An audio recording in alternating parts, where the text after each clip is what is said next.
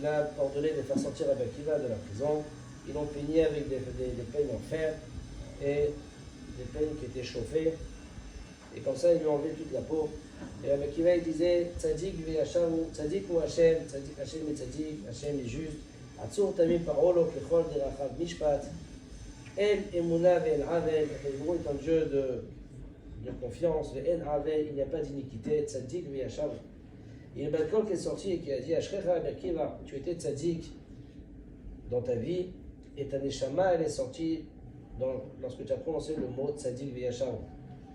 Lorsque Rabbi Akiva il est venu, il est au Navi, il a pris son corps sur ses épaules et il est parti sur plusieurs parsaot, 5 parsaot, une vingtaine de kilomètres. Et il a rencontré Rabbi Yoshua à Garci. Rabbi Yoshua à Garci lui dit comment tu peux porter le corps d'Rabbi Akiva, pourtant toi il est au Navi, tu es Kohen.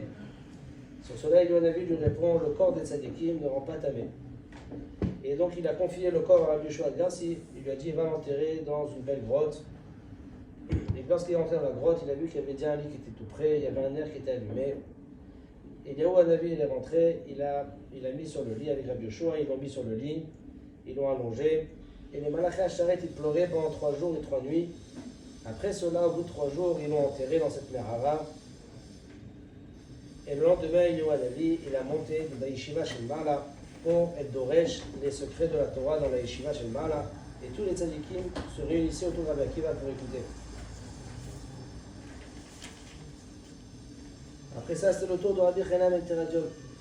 On raconte sur Rabbi Chanam ben Teradion qu'il était agréable aux yeux d'Akadosh Baruch Hu, aux yeux de tout homme. Jamais il a maudit quelqu'un.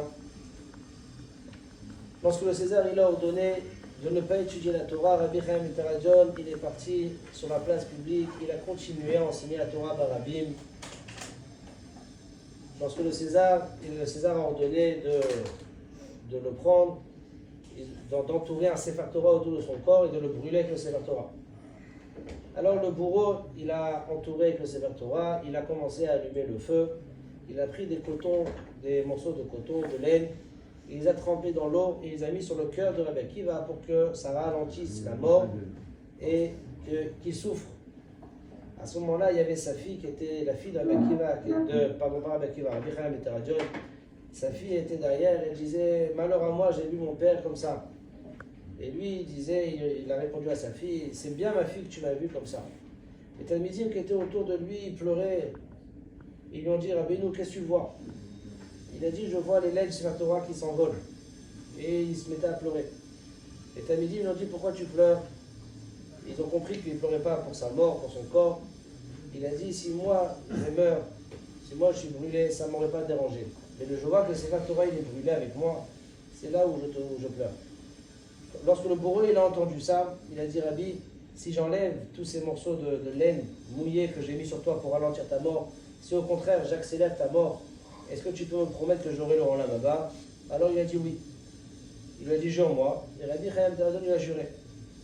Donc de suite, lorsqu'il a juré, le bourreau il a vite enlevé tout ce qui était autour et une flamme, elle a rapidement tué Rabbi Chanam ben Teradion, sa neshama est sortie.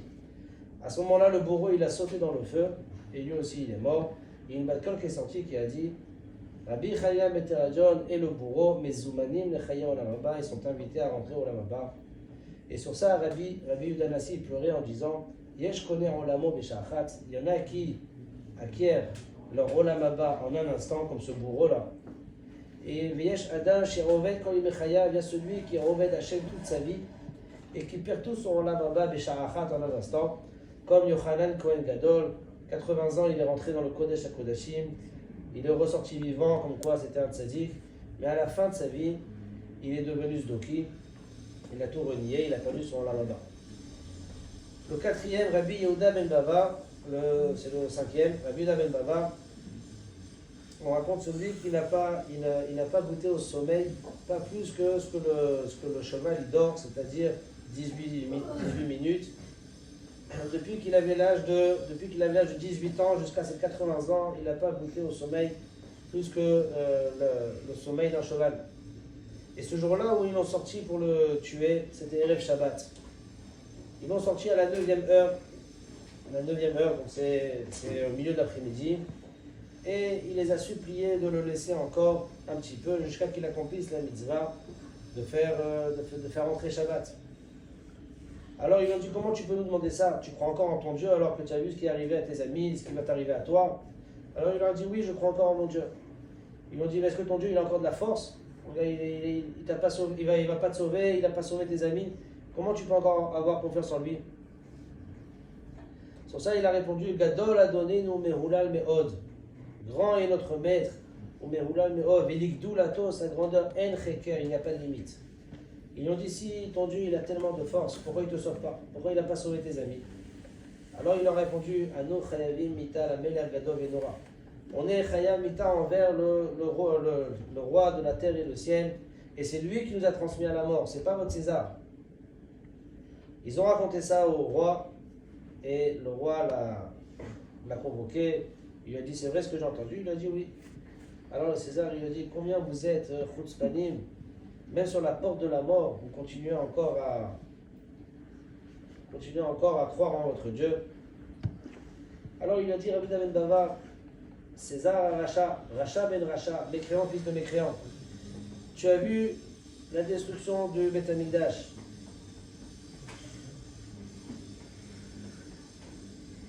Tu as tué les chassidim et les tzadikim du peuple. Et tu crois que le Jborou il va laisser faire? Alors les Talmidim, ils ont dit à Rabbi Ben Bava, s'il te plaît, ne lui rends pas dedans. Alors il leur a répondu, est-ce que je ne vous ai pas appris que tout celui qui est machanif, tout celui qui caresse dans le sens du poil à un rachat, sauf à la fin il va tomber dans les mains de ce rachat? Et donc il continue, Rabbi Ben Bava, il lui dit, César, attends, laisse-moi encore quelques minutes que je puisse accomplir une seule mitzvah, elle s'appelle Shabbat. Et Shabbat, c'est le Olam Haba. Et je voudrais faire entrer Shabbat. Alors le César, il a accepté, il lui a dit, je te laisse. Et donc on lui a apporté, il a commencé à faire le kiddush, et il disait avec une voix tellement agréable que tous ceux qui étaient à côté, ils s'étonnaient, comment c'est possible? Il peut chanter avec une voix aussi agréable au moment où il va mourir. Comment il est arrivé à Bara Elohim à Asot? À ce moment-là, le César, il n'a pas supporté qu'il puisse faire entrer Shabbat de cette façon, alors que à ce moment-là, il a ordonné de le tuer.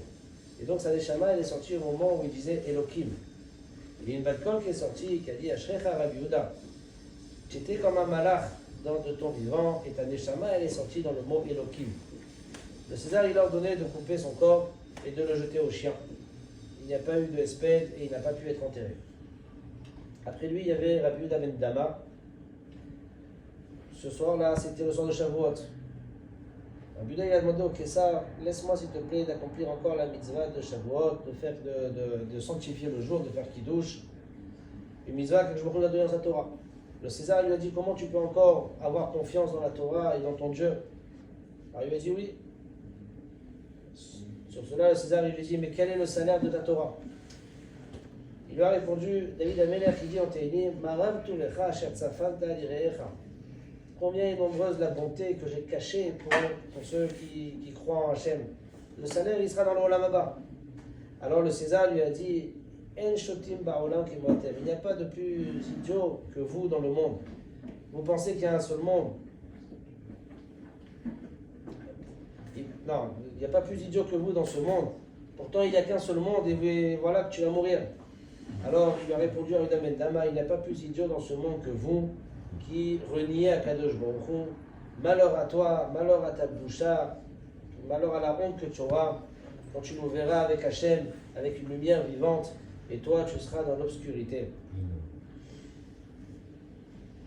À ce moment-là, le César s'est énervé, il a ordonné qu'on lui attache les cheveux à la queue d'un cheval et il a ordonné qu'on fasse courir le cheval dans toutes les rues de Rome et après ça, il a ordonné qu'on le coupe en morceaux. Sur ça, il a récupéré les morceaux, il a enterré dans une grotte qui était à côté d'un fleuve, à côté de Rome. Et les Romains, ils entendaient une voix de lamentation pendant 30 jours qui sortait de cette grotte-là. Ils sont venus raconter au César. Il leur a dit, même si le monde retourne au taux évolué, je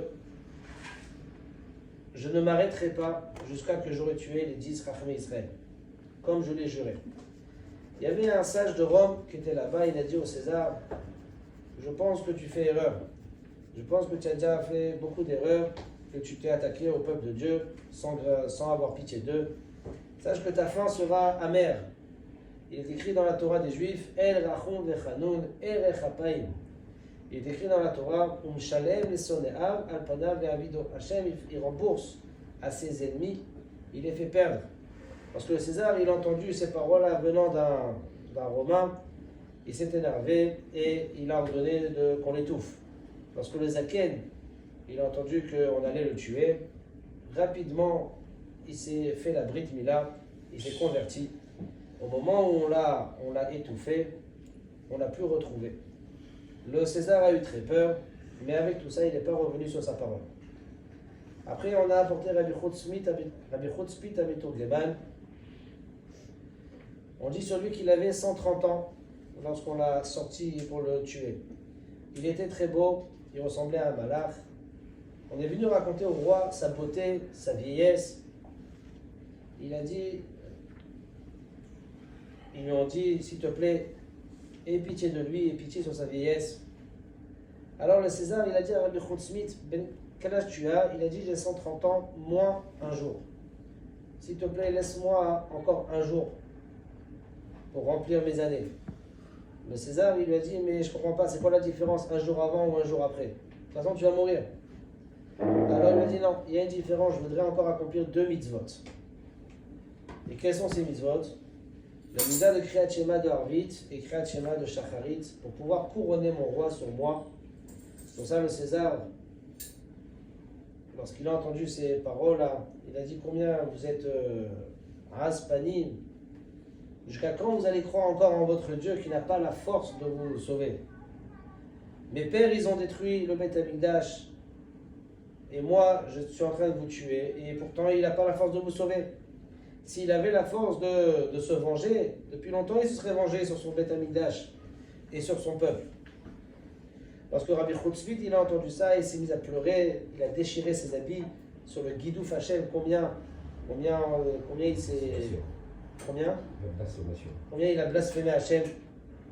Le César, il a dit au César, malheur à toi ton dernier jour, lorsque Hachem, il va venir sur Rome et sur vos dieux. Le roi lui a dit, jusqu'à quand encore je vais discuter avec toi? Il a ordonné de le tuer, de le lapider, et ils l'ont pendu. À ce moment-là, ils sont venus les princes de Rome, et ils ont supplié qu'on ait pitié de sa vieillesse, et qu'on les laisse l'enterrer. Sans ça, le roi, il a bien voulu accepter qu'on l'enterre. Ils sont venus les élèves de Rabbi Chutzpit à Meturgeman, et ils l'ont enterré, ils l'ont fait un grand respect. Après ça, il y avait Rabbi Chaina ben Chakinai. Ce jour-là, c'était Erev Shabbat.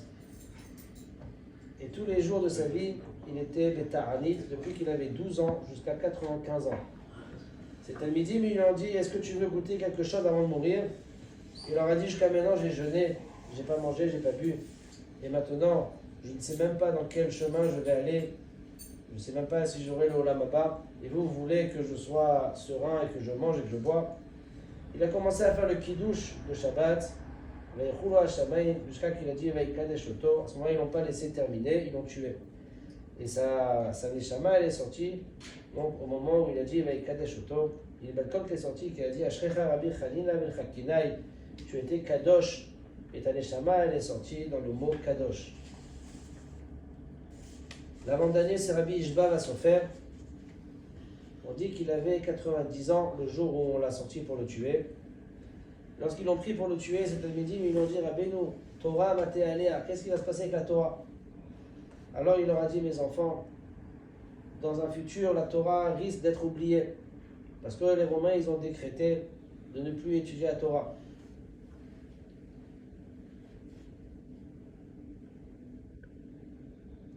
Et ils lui ont dit Rabbeinu, qu'est-ce qui va se passer avec nous?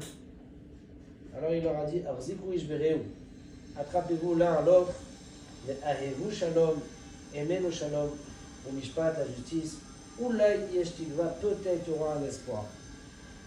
Alors le César lui a dit, Zaken, quel âge tu as? Il a dit, j'ai 90 ans. Et depuis que je suis sorti des entrailles de ma mère, il y avait un décret d'Akadosh Baruch Hu de me tuer, moi et mes amis. C'est pas toi, toi tu n'es qu'une marionnette. En réalité, depuis que je suis né, Akadosh Baruch Hu, il avait décidé de nous tuer.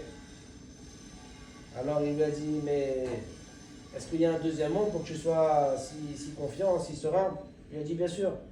Et malheur à toi, malheur à ta boucha, lorsque Akadosh Baruch Hu, il va venir te faire payer. Sur cela, le César, il a ordonné de le tuer. Le César, il a dit à ses serviteurs, dépêchez-vous de le tuer, et je vais montrer elle est où la force de son Dieu, qui n'a aucune force, et qu'est-ce qu'il va me faire dans un deuxième monde. Et donc il a ordonné qu'on le brûle. Rabbi Elazar ben Shamoa, après ça on a sorti Rabbi Elazar ben Shamoa, on dit sur lui que le jour où il est sorti pour mourir, il avait 105 ans, et depuis qu'il était jeune jusqu'à la fin de sa vie, personne n'a jamais entendu une mauvaise parole de sa bouche. Personne n'a jamais vu se disputer avec ses amis, que ce soit en parole ou en acte. Il était humble, il jeûnait, il a jeûné pendant 80 ans. Et le jour où le César a ordonné de le tuer, c'était le jour de Kippour. Ils sont venus ses élèves, ils lui ont dit, Rabbeinu, qu'est-ce que tu vois? Il leur a dit, je vois Rabbi Yehuda ben Bava, on porte son lit, et je vois le lit de Rabbi Akiva ben Yosef qui est à côté. Et ils sont en train de discuter de halakha l'un avec l'autre. Alors ils lui ont dit, qui c'est qui gagne, qui c'est qui a raison? Il a dit, Rabbi Shmuel Kohen Gadol. Pardon, Mirchia Benem, qui est venu trancher entre les deux, c'est Rabbi Shmuel Kohen Gadol. Et en réalité, qui c'est qui a raison? Il leur a dit, c'est Rabbi Akiva. Rabbi Akiva, il s'est fatigué de toutes ses forces pour la Torah. Alors il leur a dit, mais Banaï, mes enfants, je vois encore la Neshama de tous les tzadikim qui se purifient dans les eaux du Shiloach. C'était une source d'eau qui passait à côté du Beth Amikdash, pour pouvoir rentrer dans la Yeshiva Shel Mala, écouter les drashot de Rabbi Akiva. Et chaque malach, il amène plusieurs couronnes d'or à chaque tzaddik qui est Betara, qui est assis là-bas avec pureté. Sur cela, le César, il a ordonné de le tuer. Et il y a une Bat Kol qui est sortie. Ashrecha Rabbi Elazar ben Shamoa, Shaita Tahor, tu étais Tahor, Viatza Nishmatra Betara, ta Neshama, elle est sortie Betara. Ça, c'est le Midrash et les Eskera sur les Asara ou les Malchut.